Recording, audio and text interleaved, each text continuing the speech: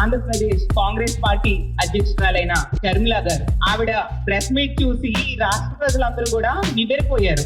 ఎందుకంటే ఆవిడ press meet లో మా నాయకుడైన జగన్మోహన్ రెడ్డి గారి మీద, అలాగే మా పార్టీ నాయకుల మీద అబండాలు, అసత్యాలు అలవోపుగా చెప్పేస్తూ ఉన్నారు. 6 నెలలు సావాసం చేస్తే వాళ్ళు వీలవుతారు అంటారు. మరి ఈవిడ 2 ఏళ్లుగా తెలుగుదేశం పార్టీతో సావాసం చేస్తూ ఉన్నారు కాబట్టి వాళ్ళు చెప్పినట్టుగా అబద్ధాలని అలవోకగా ఈ రోజు చేసేసిన పరిస్థితి మనం చూసి ఇన్ని రోజులుగా చూస్తూ ఉన్నాము. మీరు మాట్లాడకుండా వివేకానంద రెడ్డి గారి హత్య విషయమైనా లేదా ఆస్తుల వ్యవహారమైనా ఏ రోజైనా మా పార్టీ నాయకులు గాని మా నాయకుడు గాని మాట్లాడారా? అసలు ఎంత దారుణం! జగనన్న ఇన్ని మాటలు మీరు అంటూ ఉన్నా ఎంత ఓపికగా, ఎంత సహనంగా భరిస్తూ వస్తూ ఉన్నారు. నా చేతులతో పెంచిన ఆడపిల్లలు ఎవరో ట్రాప్ లో పడ్డారు. వీళ్ళు ఇన్ని మాటలు మాట్లాడుతూ ఉన్నారు. నా చెల్లెలే కదా, క్షమించేద్దామన్నా అన్నట్టుగా జగనన్న ఒక్క మాట కూడా మాట్లాడని పరిస్థితి మనం చూస్తున్నట్ట. అన్న అనే పదానికే కలంకం అంటూ మనం మాట్లాడారు. ఎవరా మాటలు మాట్లాడారు? షర్మిలమ్మ మీరే కదా మాట్లాడారు. అసలు ఆ మాట అన్నాక ఈ రాష్ట్రంలో ఉన్న ఆడబిడ్డలందరూ ఎంతో బాధపడ్డారు.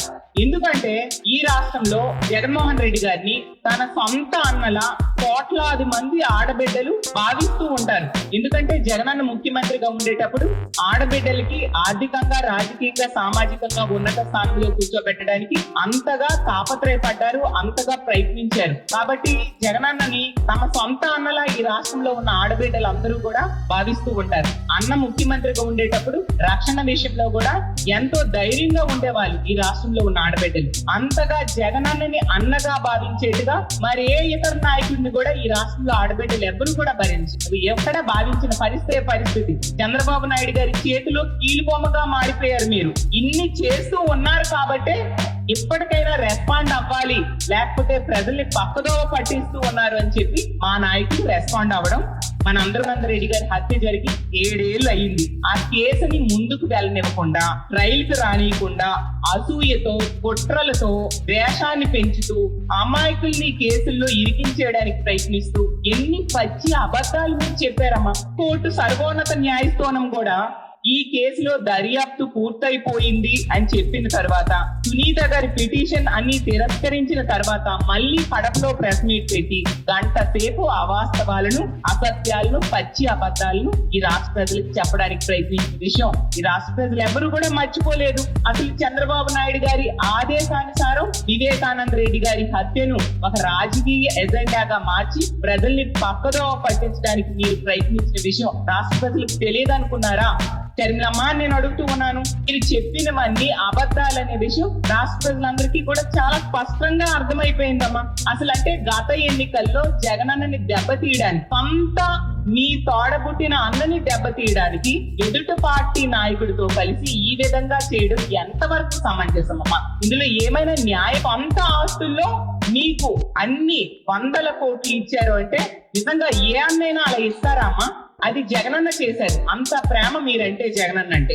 అసలు మీరు ఎంత దారుణం అంటే ఆ రోజు వైఎస్ఆర్ గారిని అవినీతి పరుడుగా చిత్రీకరించారు ఆంధ్రజ్యోతి రాధాకృష్ణ గారు. అలాగే అతన్ని నిత్యం అవమానిస్తూ ఉండే వ్యక్తి, అలాంటి వ్యక్తితో చేతులు కలిపి ఎంత ఘోరంగా మాట్లాడారు ఆ రోజు ఆ ఇంటర్వ్యూలో. ఈ రాష్ట్ర ప్రజలందరూ చూడలేదా మిమ్మల్ని? ఈ రాష్ట్ర ప్రజలందరూ కూడా ఏంటి ఆ వైఎస్ఆర్ గారిని అవమానించిన రాధాకృష్ణ గారికి ఇచ్చిన ఇంటర్వ్యూలో ఈవిడ ఎలా మాట్లాడుతున్నారని నిజంగా మిమ్మల్ని చూసి చాలా బాధపడ్డారమ్మా మీరు మాట్లాడిన మాటలు చూసి. ఎందుకంటే ఆస్తుల విషయం ప్రతి సందర్భంలో ఎందుకు మాట్లాడుతున్నారు? మీకు ఆస్తుల మీద ఎటువంటి యావ లేకపోతే మీరు ప్రతి సందర్భంలో కూడా ఆస్తుల విషయం ఎందుకు మాట్లాడుతున్నారు?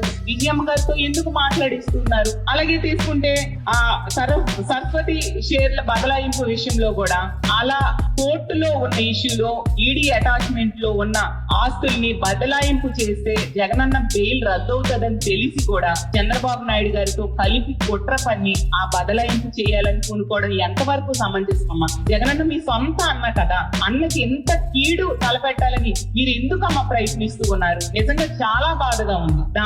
మీరు చేస్తున్న పనులు తట్టుకోలేక మా పార్టీ నాయకులు మీరు చేస్తున్న అబద్ధ ప్రచారాలను ఖండిస్తూ వాస్తవాలని ప్రజలకు చెప్పడానికి గత కొద్ది రోజులుగా ప్రయత్నించారు. ఆ వాస్తవాలకి మీ దగ్గర సమాధానం లేక ఇలా ఎదురుదాడి చేస్తూ తప్పుడు ఆరోపణలు చేస్తూ ఉండే పరిస్థితి రాష్ట్ర ప్రజలందరూ కూడా గమనిస్తూ ఉన్నారమ్మా. అలాగే తీసుకుంటే జగనన్న ఆస్తుల విషయంలో హైదరాబాద్ లో ఎన్సిఎల్టీకి జగనన్నకి అనుకూలంగా తీర్పు ఇవ్వడం జరిగింది.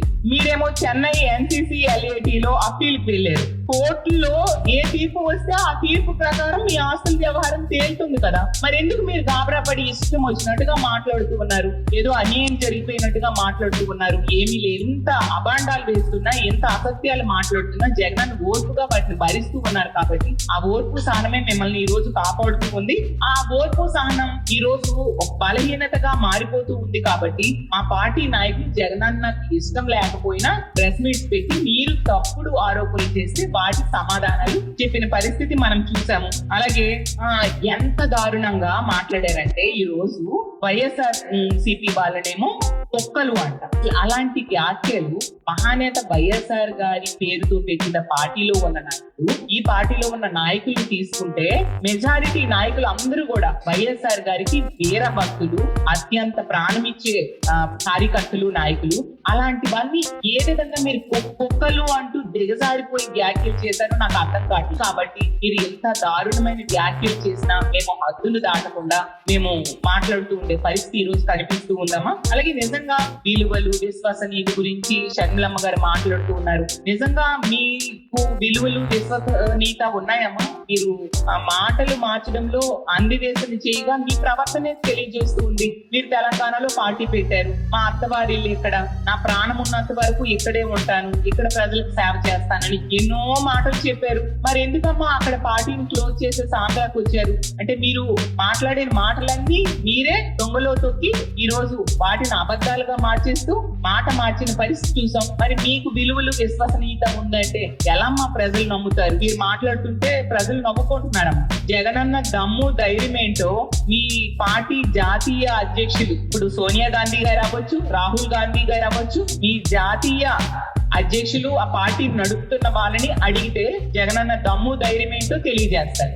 అలాగే మీరు సావాసం చేస్తున్న చంద్రబాబు నాయుడు గారిని అడిగితే జగనన్న దమ్ము, ధైర్యం ఏంటో తెలియజేస్తారు. ఎందుకంటే జగనన్నని ఎదుర్కోలేక ఒకవైపు మోడీ గారిని, ఒకవైపు పవన్ కళ్యాణ్ గారిని కూర్చోబెట్టుకొని అలాగే లోపాయికారుగా మీతో పొత్తు పెట్టుకుంటూ ముందుకు వెళ్తూ ఉండే పరిస్థితి మనం చూసాం చంద్రబాబు నాయుడు గారు. ఇప్పుడు మా నాయకులు ఇప్పటికీ మీ ఆస్తుల విషయం అవ్వచ్చు, వివేకానంద రెడ్డి గారి హత్య విషయంలో అవ్వచ్చు, మీకు కొన్ని సూటి ప్రశ్నలు అడిగారు. రాజమల్లు ప్రసాద్ రెడ్డి గారు అవ్వచ్చు, అవినాష్ రెడ్డి గారు అవ్వచ్చు. వాటికి సమాధానం మీరు చెప్పాల్సిన బాధ్యత మీ మీద ఉందా లేదమ్మా? అవి సమాధానం చెప్పలేక వాటికి మీ దగ్గర ఆన్సర్స్ లేవు కాబట్టి ఈ రోజు ఇలాంటి తప్పుడు ఆరోపణలు చేస్తూ ఉన్నారు. వాళ్ళు అడిగినవే మరొకసారి మీకు నేను గుర్తు చేస్తాను. సమాధానం చెప్పండి షర్మిలమ్మ.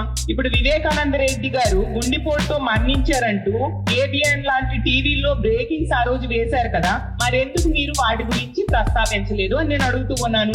వివేకానంద రెడ్డి గారు గుండెపోటుతో చనిపోయారు అంటూ ఆయన బావమతి శివప్రకాష్ రెడ్డి గారు చెప్పినట్టుగా ఎమ్మెల్యే ఆదినారాయణ రెడ్డి చెప్పిన వీడియోలు ఉన్నాయి కదమ్మా. ఆ కోణంలో దర్యాప్తు ఎందుకు కోరడం లేదు అని మిమ్మల్ని నేను అడుగుతూ ఉన్నాను. అలాగే తానే వివేకానంద రెడ్డి గారిని హత్య చేశాను అని చెప్పి స్టేట్మెంట్ ఇచ్చి టీవీ షోల్లో చెప్పిన దస్తగిరి బెయిల్ రద్దు చేయాలని సునీత గారు, షర్మిలమ్మ గారు ఎందుకు గట్టిగా పోరాటం చేయట్లేదు అని నేను అడుగుతూ ఉన్నాను. మరీ దారుణం ఏంటంటే ఇదే దస్తగిరికి ఉన్న లాయరు, సునీత గారికి ఉన్న లాయరు, చంద్రబాబు నాయుడు గారికి ఉన్న లాయరు, ఆ సిద్ధార్థ్ లోత్రా అనే వ్యక్తి ఒకే వ్యక్తి. ఇది ఎంత విడ్డూరం అమ్మా. అసలు ఈ రాష్ట్ర ప్రజలందరూ తెలిసి చాలా ఆశ్చర్యపోయారు. అంటే ఎంత ఓపెన్ గా ఒకే లాయర్ ని పెట్టుకొని తన తండ్రిని హత్య చేసిన వ్యక్తి ఏ లాయర్ ఉన్నాడో సునీత గారి కూడా అదే లాయర్ అంట. జగనన్నకి ఆపోజిషన్ లో ఉన్న చంద్రబాబు నాయుడు గారు, వ్యతిరేకంగా ఉన్న చంద్రబాబు నాయుడు గారు కూడా అదే లాయర్. అంటే రాష్ట్ర ప్రజలకి ఈ విషయం తెలిసాక స్పష్టంగా అర్థమైంది. ఖచ్చితంగా చంద్రబాబు నాయుడు గారి డైరెక్షన్ లో షర్మిలమ్మన్న, సునీత గారైనా నడుస్తూ ఉన్నారు అనే విషయం, చంద్రబాబు నాయుడు గారి సహకారం ఉంది అనే విషయం ఎందుకు ఇచ్చారు? అది 2 నెలల వ్యవధిలో 2 రకాల స్టేట్మెంట్స్ మీరు ఎందుకు ఇచ్చారు అని నేను అడుగుతున్నా. అలాగే హత్యకు ముందు అటెండర్ ను కాణిపాకం ఎందుకమ్మ పంపించారు? అలాగే రౌండ్ సీల్ డాక్యుమెంట్లు ఏంటి, వాటి వెనక ఏముంది అని మేము అడుగుతూ ఉన్నాము. మర్డర్ ఫర్ గెయిన్ కోణంలో విచారణ ఎందుకు మీరు కోరడం లేదు అని మేము ప్రశ్నిస్తూ ఉన్నాము. అలాగే వివేకానంద రెడ్డి గారికి, అలాగే షమీం గారి చాటింగ్స్ ఎందుకు మీరు బయట పెట్టలేదు? ఆస్తుల కోసం షమీన్ బెదిరించిన మాట వాస్తవం కాదా అని నేను అడుగుతూ ఉన్నాను. ముఖ్యంగా షమీన్ గారి కుమారుడికి DNA టెస్ట్ కు మీరు సిద్ధమా అని మిమ్మల్ని అడుగుతున్నాం. వివేకానంద రెడ్డి గారి చెక్ పవర్ ని ఎందుకు రద్దు చేశారు? ఆయనకి అసహాయ స్థితిలోకి ఎందుకమ్మా మీరు నెట్టేశారు అని నేను అడుగుతూ ఉన్నాను. సాక్షులపై ఒత్తిడి చేసి తప్పుడు స్టేట్మెంట్స్ ఇచ్చేట్టుగా ఎందుకు మీరు ఆ రోజు చేశారు అని మిమ్మల్ని అడుగుతూ ఉన్నాను. చంద్రబాబు నాయుడు గారు తన అక్క చెల్లెలకి తన సొంతంగా సంపాదించుకున్న ఆస్తుల్లో ఏమైనా వాటాలు ఇచ్చారా? దానికి సమాధానం చెప్పాలి కదా. కానీ జగనన్న తన సొంతంగా సంపాదించుకున్న ఆస్తిని కూడా ఇచ్చారే. అసలు జగనన్న కంపెనీల్లో మీలో ఎవరైనా పెట్టుబడులు పెట్టారా? అలాగే రాజశేఖర రెడ్డి గారి 2004 ఎలక్షన్ ఎఫిడవిట్ లో ఉన్న అప్లై చేసిన ఎఫిడవిట్ లోని, అలాగే 2009లో అప్లై చేసిన ఎఫిడవిట్ లో ఉన్న ఆస్తులు ప్రస్తావించి చూస్తే ఎవరికైనా స్పష్టంగా అర్థమవుతుంది తన పిల్లలకు ఆస్తులు ఇచ్చారు అనే విషయం. దీని మీద మీరు ఎందుకు సమాధానం చెప్పట్లేదు? రెడ్డి గారు మరణించిన 10 ఏళ్ల తర్వాత, మీకు పెళ్ళైన 25 సంవత్సరాల తర్వాత జగనన్న మీ మీద ప్రేమతో MOU రాయడం నిజం కాదా? అలాగే దీంతో పాటు 236 కోట్ల రూపాయలు చెక్కు రూపంలో మీకు ఇచ్చిన మాట వాస్తవం కాదా? కలిసినట్టుగా సాక్షాత్తు ముఖ్యమంత్రి స్థానంలో ఉన్న వ్యక్తి అబద్ధాలు మాట్లాడడంతో చాలా చెడ్డ పేరు వచ్చింది, ప్రజల నుంచి తీవ్రమైన వ్యతిరేకత వచ్చింది. అలాగే తీసుకుంటే హెరిటేజ్ కి ఇందాపూర్ కి లింకులు ఉన్న విషయం బయటపడడం జరిగింది. అలాగే టీటీడీ చైర్మన్ గా ఒక కలంకితమైన వ్యక్తి, నైతిక విలువలు లేని వ్యక్తిని నియమించడం జరిగింది. అతను కొనసాగిస్తూ ఉండే పరిస్థితి కూడా చూస్తూ ఉన్నాము. అలాగే టీడీపీ ఎంపీ డ్రగ్స్ తీసుకొని పట్టుబడిన విషయం కూడా చూసాము. దీంతో తెలుగుదేశం పార్టీ మీద, ఈ ప్రభుత్వం మీద తీవ్రమైన వ్యతిరేకత ప్రజల్లో వచ్చింది. కాబట్టి దీన్ని డైవర్ట్ చేయడం కోసం మీరు చేస్తున్న ప్రయత్నంగా ఈ రాష్ట్ర ప్రజలు స్పష్టంగా అర్థం చేసుకున్నారు. షర్మిలమ్మ, అసలు నేను అడిగిన ఈ ప్రశ్నలన్నిటికీ మీరు సమాధానం చెప్పగలరా? చెప్పలేకే ఈ రోజు ఇలాంటి తప్పుడు ఆరోపణలు చేస్తూ మీరు ఏమీ మాట్లాడకుండా మా వాళ్ళు మాట్లాడుతున్నారంటూ పచ్చి అబద్ధాలు మాట్లాడుతూ, అసత్యాలు మాట్లాడుతూ, అభాండాలు వేస్తూ ఉండే పరిస్థితి చూస్తూ ఉన్నాం. ఎప్పటికైనా నిజంగా ఆ రాజశేఖర రెడ్డి గారి కుమార్తె అమ్మ మీరు, జగనన్న చెల్లెలు మీరు ఒక పార్టీకి అధ్యక్షురాలుగా ఉన్నారు. మీరు ప్రజల తరఫున పోరాటం చేయండి. ఈ కూటమిలో వాళ్ళు ఎన్నికల సమయంలో ఎన్నో హామీలు ఇచ్చి ఏ ఒక్కటి అమలు చేయలేదు. అన్ని రకాలుగా పాలనా వైఫల్యం చెందారు. వాటి మీద ప్రభుత్వాన్ని ప్రశ్నించండి. అలాగే ఈ విషయాల్లో కూడా నిజాలను ప్రజలకు తెలియజేయండి. అంతేగాని ఇలాంటి తప్పుడు ఆరోపణలు చేస్తూ మీరు మాట్లాడితే, ప్రెస్ మీట్ లో ఎక్కడ పడితే అక్కడ జగనన్న మీద, మా పార్టీ మీద తప్పుడు ఆరోపణలు చేస్తూ అసత్యాలు అభండాలు చెప్తే వాటికి సమాధానాలు చెప్పాల్సిన బాధ్యత మా పార్టీ మీద ఉంది. కాబట్టి మీరు ఇలాంటి తప్పుడు ఆరోపణలు చేసినంత కాలం కూడా వాటిలో ఉన్న అబద్ధాలని ప్రజలకు తెలియజేస్తాం. నిజాల్ని కూడా ఏం జరిగింది అనే విషయాన్ని కూడా ప్రజలకు తెలియజేస్తూనే ఉంటామని తెలియజేసుకుంటూ, ఇప్పటికైనా ఒక మంచి నాయకురాలుగా మసులుకోండి అని షర్మిలమ్మ గారికి హితవు పలుకుతూ సెలవు తీసుకుంటున్నాను.